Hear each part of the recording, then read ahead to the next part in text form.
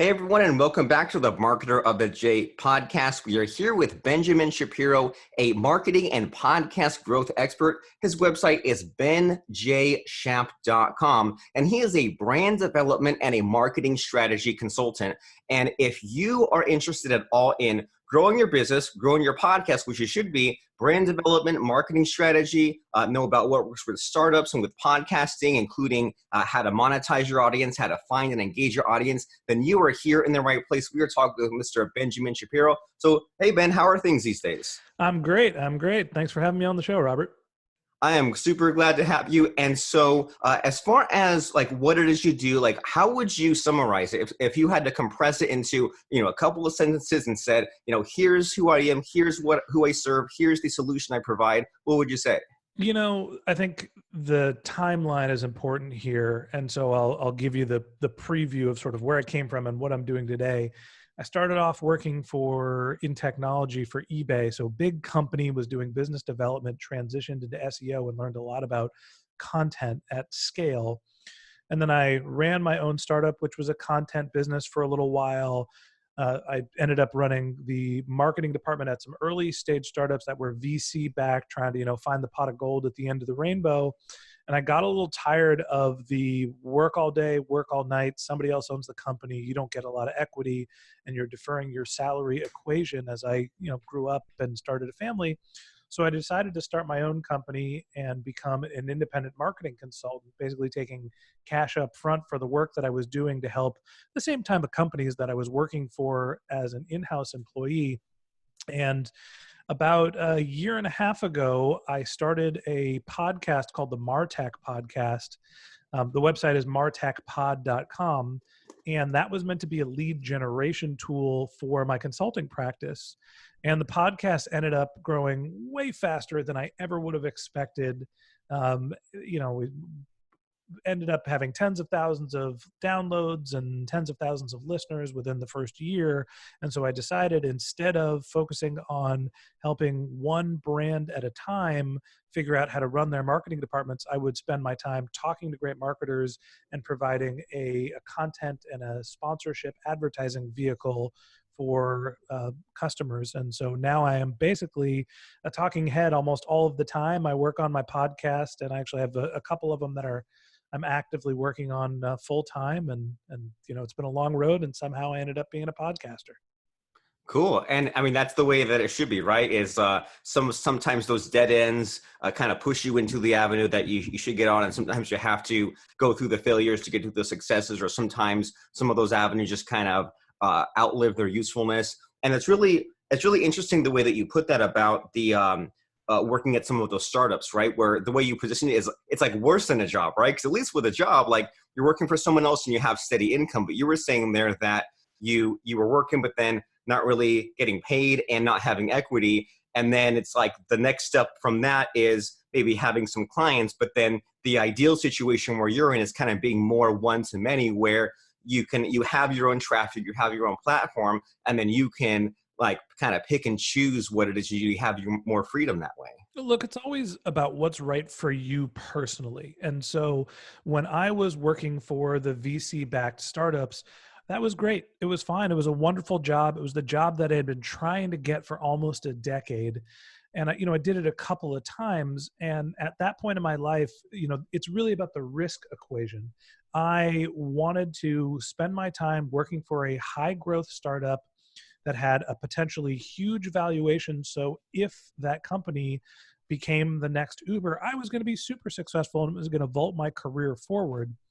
My life changed over the 5 years that I was working for VC-backed startups. Not to say that they're bad jobs. It's just I had a wife, a kid. I needed to be able to spend more time at home. I needed more flexibility, and I didn't want the sort of browbeating pressure that the venture capital community was putting on the founder of the company that I was working on. And then he in turn went to me and said, I need more growth. You're not doing a good job. Keep, pulling rabbits out of a hat. And that wasn't the right equation for me. And some people, when they're younger, when they're just, a little more risk tolerant, that's fine. I just found the balance for me saying, I'm going to go help provide services and understand what my compensation is going to be earlier in the sort of relationship to be a better fit. It helped me sleep at night. I felt like I had more ownership, more autonomy. I liked what I was doing. And I was better working for multiple companies, helping them set up their brand development, their marketing infrastructure, their strategy better than it was being a day-to-day operator, grinding out what Facebook ad campaign we should be running today versus tomorrow. So I just feel like I found the sweet spot for me. It's not necessarily to say that the VC-backed startup community is bad. It's great. I still, work with them a ton. Now they're, my sponsors as opposed to my employers. And that's a really good point you make, that there's almost like 5 or 6 factors in figuring out what the right fit is for you, as far as like the activities that you do, that risk tolerance, and then that might change over time. It might change in the aspect of, like you said, you get older, you get a family, or maybe like you burn out, or maybe there's also that kind of issue of there's sometimes what you think you are, or you think you would enjoy, and then you actually go out and do it, and then sometimes it doesn't work out that way. And it's actually a good thing, right? Because those old days of being locked into a career that you hate and just waiting to retirement, that's kind of gone now, because now we have all these extra possibilities here. So as far as what you have evolved into and what you've grown, you said that your podcast ended up growing very quickly and ended up being very successful. Do you know why? Or were there like specific things that you think that you did correctly that others missed out on, or what's the deal with that? I think there's a couple of different factors into growing a podcast. And I think we did, for the most part, them all 4 or 5 of them relatively well. And it wasn't necessarily intentional. I got a little lucky. The podcast is the MarTech Podcast, and there are people that are searching for MarTech or MarTech podcasts.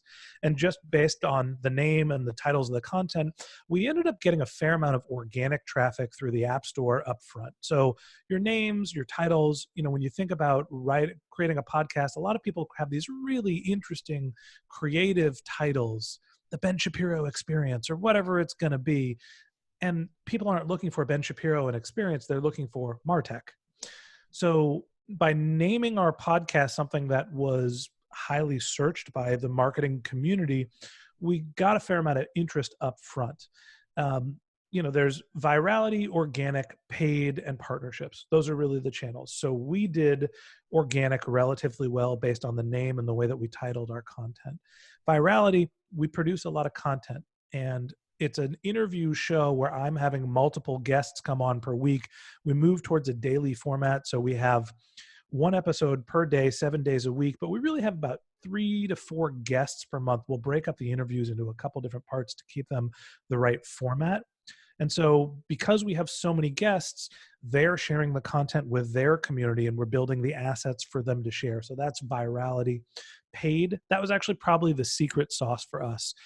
I stumbled on a paid marketing channel where most people are thinking, hey, I'm going to promote my podcast, I'm going to go onto Facebook, or I'm going to do AdWords. We ended up marketing on other podcasts. There's a platform called KNIT, K-N-I-T, where you can buy really inexpensive ad inventory. We recorded an ad saying, hey, come listen to the MarTech podcast if you want to learn how businesses grow. And we would put our 30 to 60 second ad into other podcasts for like $1 per 1,000 downloads. It was really, really cheap. And that ended up being really great for us. Now we're running those ads on like the CNN network and stuff that isn't specifically related to marketing, but because the inventory is so cheap, we can cast a wide net. And the last thing is partnerships. And I'd throw this conversation in there, working with brands, working with other influencers, building relationship and finding ways to collaborate. And that's another way to, meet new audiences. And that's really what we're focused on now, trying to continue to grow without always investing back into paid channels. So those combination of 4 things are really the secret sauce for us. Super cool. Yeah. And it's like, and I'm sure that those 4 channels you said, organic, virality, paid, and partnerships, I'm sure they're not equally distributed, but for sure you make sure not to neglect one. Do you agree that maybe out of those 4 channels, like for any podcast, none of those channels should be 0, right? Everyone should be at least pursuing or looking into like some of each category, right? Yeah, I think the important thing to think about is it depends what your goals, and this is where marketing strategy comes in, really building the foundation and understanding what you're trying to accomplish. If you are in a hurry and you need to get an audience and you need to prove that the podcast, you need to validate it quickly, you want to lead on paid, right? You're going to get more $1 in equals one download, that's going to happen faster on the paid channel. Developing an organic following, you don't have to pay up front. You just have to do the work and create the content and do the syndication. But that grows on itself over time. So if you think about it in terms of like units of value, if I put $1 in, I get a unit of value tomorrow with paid. If I'm doing an organic growth strategy, I might put $1 worth of effort in and get 10 cents today, but I might also get 10 cents tomorrow and 20 cents the next day and 30 cents the next day. And it starts to build to the point where eventually it becomes over time more valuable than that paid investment, but it takes the time. So we focused on paid up front because we wanted to validate that we could grow an audience. And now that we're, 40 to 50,000 downloads a month, and we have, a very steady monetization path, we're now starting to focus on organic so we can be more profitable and build more sustainable growth.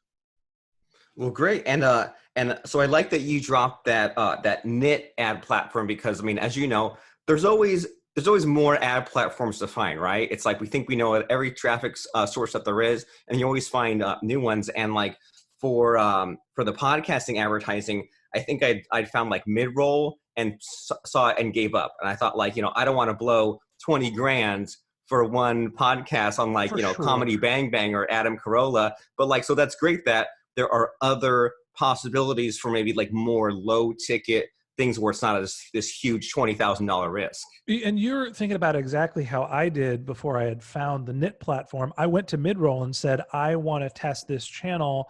I want to put $3,000 into a month of advertising. And they're like, that's going to get you like somebody sneezing your name with the last 2 seconds of a podcast on our smallest show.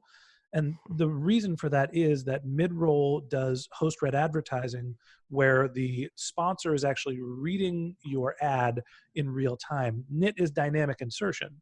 So you record your own ad, and then you can put $100 of budget, $1,000, $10,000. You decide how many impressions you want to get and what your budget is. It's a marketplace. And you don't get the same amount of credibility because the host isn't reading your ad, you're reading it. But you also get a significantly cheaper inventory, and you can figure out what channels and what shows work for you without blowing your budget. Yeah, and then and so we should all be looking into like other just untapped ways of getting this traffic. And then so another area where I think that you and I are pretty alike is that we've interviewed a crap load of people, right? I think this is maybe episode 715 of this podcast or so. Good Lord. And yeah. And so, I mean, but why mess around, right? And but then you tell people that and they get like a little like, I don't know, like discouraged, right? Because it's not like they're like, oh, well, I was only planning on doing 10 episodes or 20 episodes. And so, but what, I don't know, like I started doing like a lot of interviews because I knew that I wanted to have traffic. I didn't want to be like dependent on one or two traffic sources. I wanted to replace like the networking, the like the, not having always go to like a new event every week or every month. And so as far as you doing just like a crap load of these interviews and like having a 7-day-a-week show, having all this organic traffic, like what was the reasoning behind that? And did you go into it with that plan, or did it like kind of just grow into a daily show? Yeah, it's all about experimentation. We started with, interviews that were about an hour, and I saw that people were dropping off listening to the interviews about halfway through, a little less than halfway. So people were listening to 20, 25 minutes of each episode and consistently dropping off. So I said, okay, well, what happens if I just take the interviews that are, 50 minutes and cut them in two? And then all of a sudden, the consumption rates for the interviews went up, and I was getting twice the number of downloads.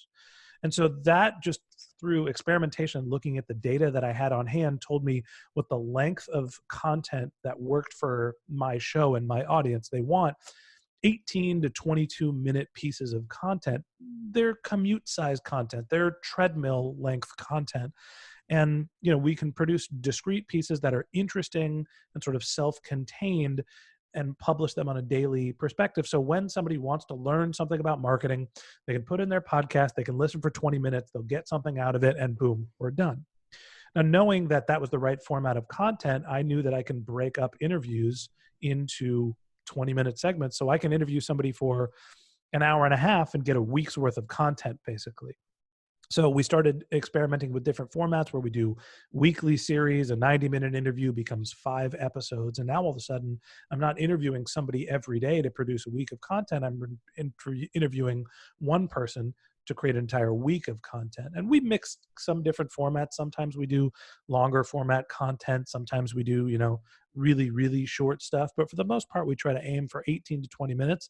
And I get multiple pieces of content out of each interview. Well, fantastic. And I like that a lot, how there's the factor of like playing around a little bit and, experimenting, but then also looking at the data, because it's like, so it's sometimes easy to get discouraged, right? Like, for example, I like to email every single day. And that's another kind of thing where people get kind of mad even hearing that. They're like, why would you bombard your list like that? And it's like, well, because I tried it just for fun for a while and it worked better than not doing it. So why, and there weren't that many downsides. So why not continue doing it? And I'm hearing that a little bit from you.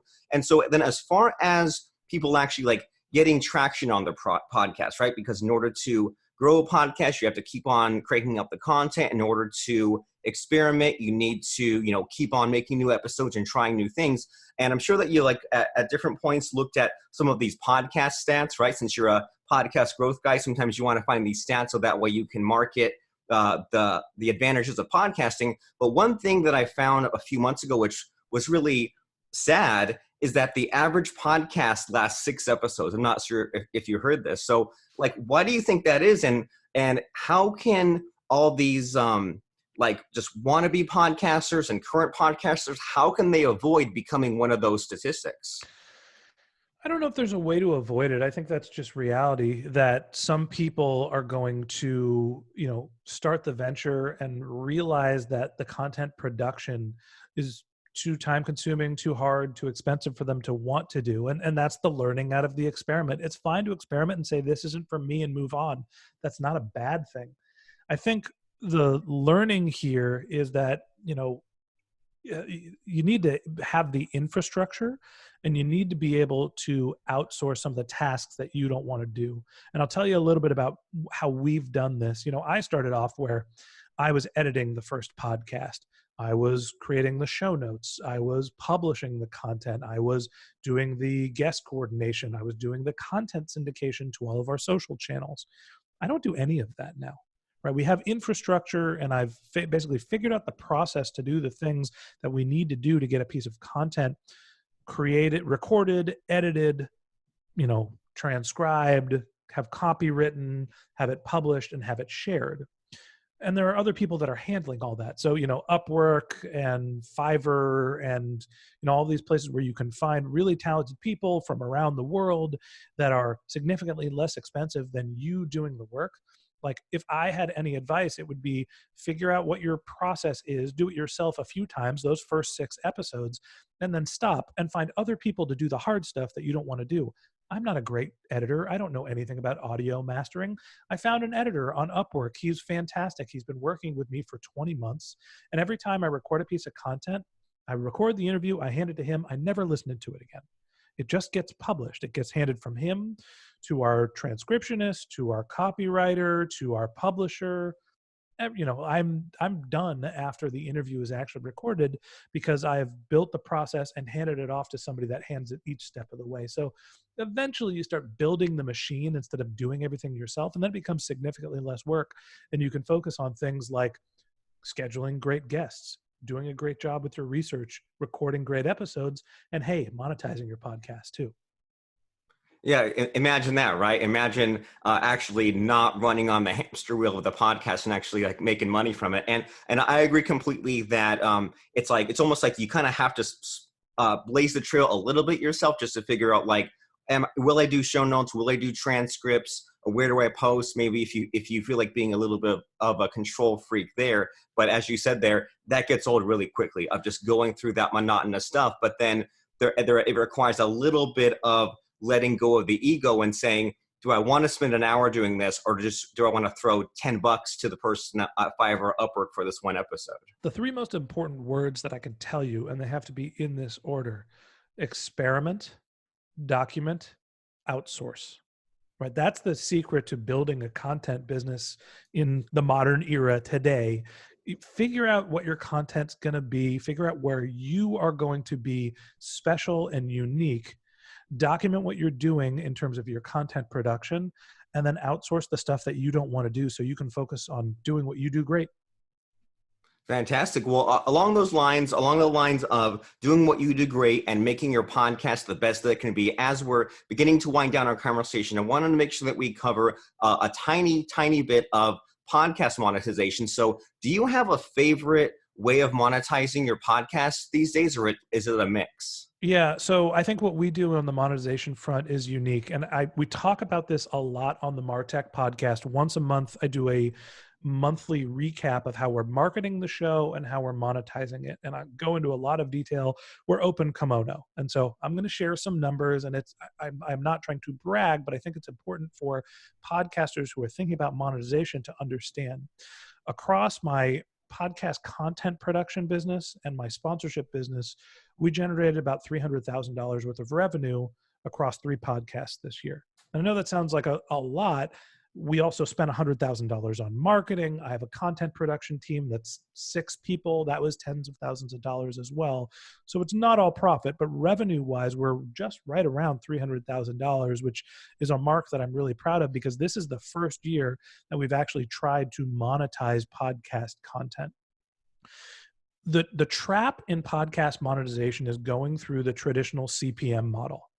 You can, and the industry will tell you, when you have an audience that's over 10,000 downloads, you can start selling your sponsorship spot at a $25 to $50 CPM, depending on your audience. That is, excuse my language, bullshit. Don't do it. Don't sell for regular CPMs, because do the math on this. 10,000 downloads at a $25 CPM, that is 10 units times $25. That's $250 for 10,000 downloads. What we do is we have 3 separate products. Advertorial content. We work with brands to tell their story. Sponsorship advertising. We're going to do advertising, and we're going to sell all of our inventory for a week or a month. And then we do content syndication. So we're taking the advertorial content that we have, and we're not just exposing the audience that listens to the MarTech podcast, but we're running Facebook campaigns, programmatic advertising, native advertising to share the content with other people that look like our content consumers. We can create lookalike audience based on the people that are consuming our content. And so we know that we can, hey, if 1,000 people are going to listen to my episode about marketing attribution, I can take that audience and I can create a lookalike audience on Facebook and find another 10,000 people that are interested, or that look like people that are interested in that subject. And so that combination of telling the story, sharing it on a regular basis with our audience, and then sharing it outside of our audience makes our average deal size about $7,500 to $10,000 per relationship. And the relationships last between 1 to 2 months, as opposed to $250 to sell all of our ad inventory. There is another way, and I'm happy to go into more detail if you want. I know we're kind of getting to the end of the show, but we talk about this a ton on the MarTech podcast.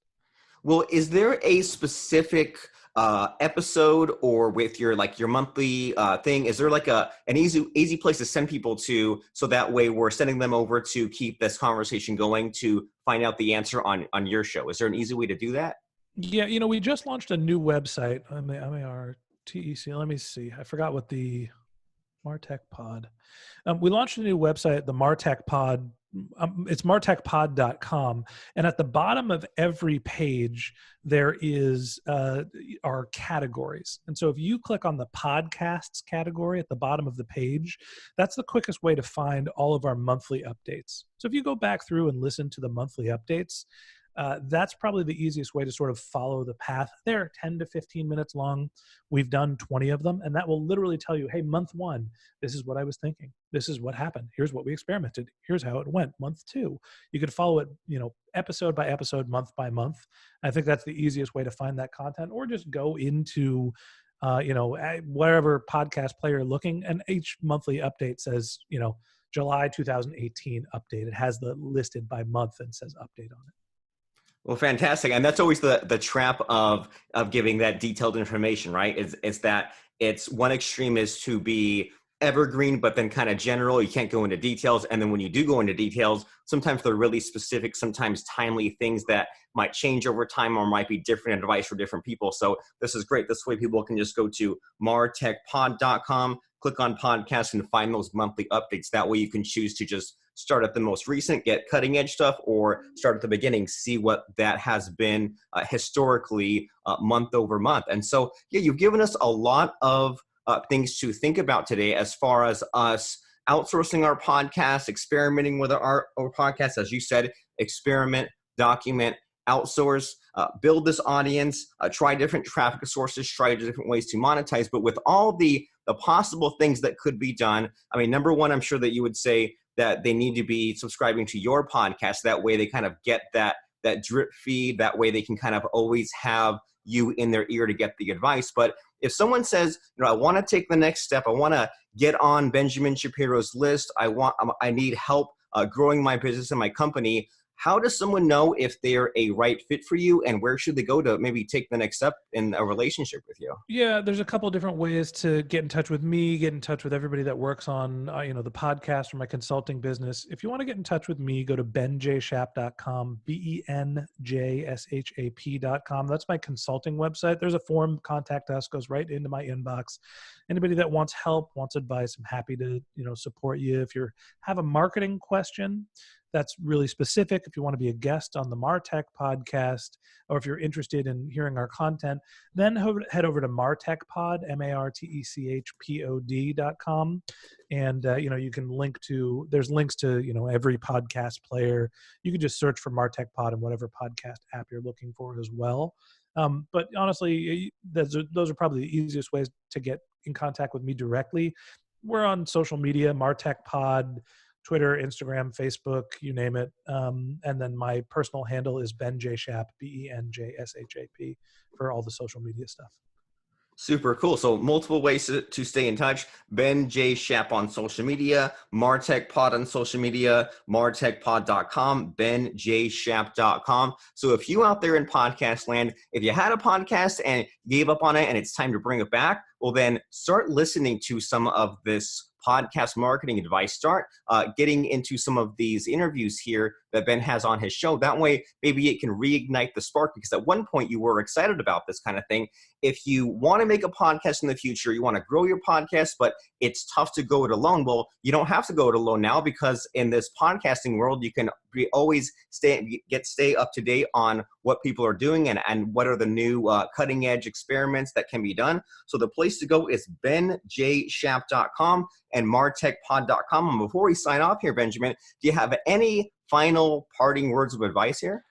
On the MarTech podcast, we talk to people that are technology-driven marketers, and we interview them figuring out how they grow their business. And the only piece of advice that I give consistently on every episode, and it's the last thing I say, is my advice is to focus on keeping your customers happy.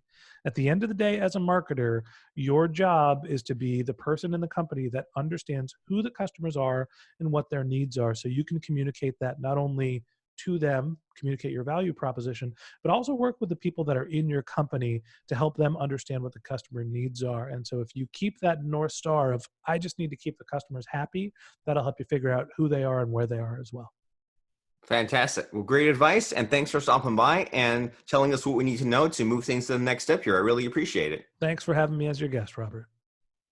You got it. All right. So that's done recording, and that's coming out late March. Great. So I'll shoot you an email, promote it on social forever, all that good stuff. Awesome. Well, I appreciate it. Thanks so much for the time. You got it. Have a good one. Take care. Bye-bye.